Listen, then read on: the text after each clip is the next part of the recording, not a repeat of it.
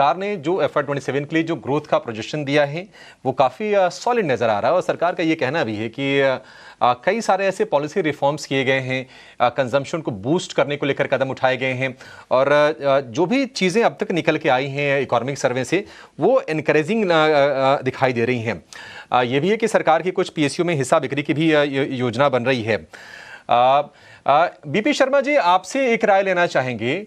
कहा यह भी जा रहा है कि ये जो बजट होगा, क्योंकि हमने पिछले साल देखा कि सरकार ने पॉलिसी के लेवल पर कई सारे फैसले लिए और इस बजट में माना जा रहा है कि रिफॉर्म को लेकर सरकार कई सारे बड़े ऐलान कर सकती है। आपके हिसाब से वो रिफॉर्म मेजर्स क्या हो सकते हैं सर, जो यहां से इकोनॉमी को और स्टिमुलेट करेंगे?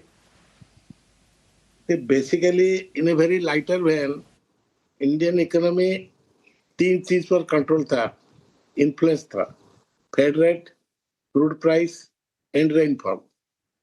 अभी इसमें एक 4th फैक्टर आ गया, टैरिफ। और world wide there are huge political uncertainty.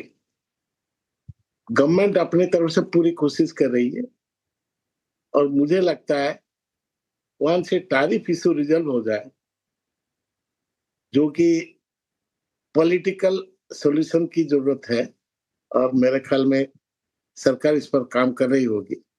Tariff वाला सिनेरियो अगर रिजल्व हो जाए तो Indian economy will look much brighter then what जो हम अभी प्रेडिक्ट कर रहे हैं। ये एक इशू है जिसका हम नजरअंदाज नहीं कर सकते और इसका इम्पैक्ट हमारा रुपये पर पड़ रहा है, इसका इम्पैक्ट हमारा ट्रेड सरप्लस पर पड़ रहा है। In fact US used to be trade surplus country, अब वो नेगेटिव में चला जा रहा है। चाइना के साथ हमारा ट्रेड डेफिसिट बढ़ रहा है। तो ये चैलेंजेस है, लेकिन जहां तक मैन्युफैक्चरिंग सेक्टर की बात है, ये बढ़ेगी, इस पर कोई दो राय नहीं है। गवर्नमेंट राइट स्टेप ले रहा है, सर्विस सेक्टर भी ग्रोथ होगी, लेकिन ये दोनों सेक्टर का eventual growth part of that export में तब्दील होना चाहिए। वो तब्दील तब होगा जब हमें टैरिफ इशू रिजॉल्व कर ले। ये एक पॉइंट है, आज नहीं तो कल होगा, लेकिन जब तक ये नहीं है हमारे ग्रोथ पर एक अनसर्टेनिटी रहेगी।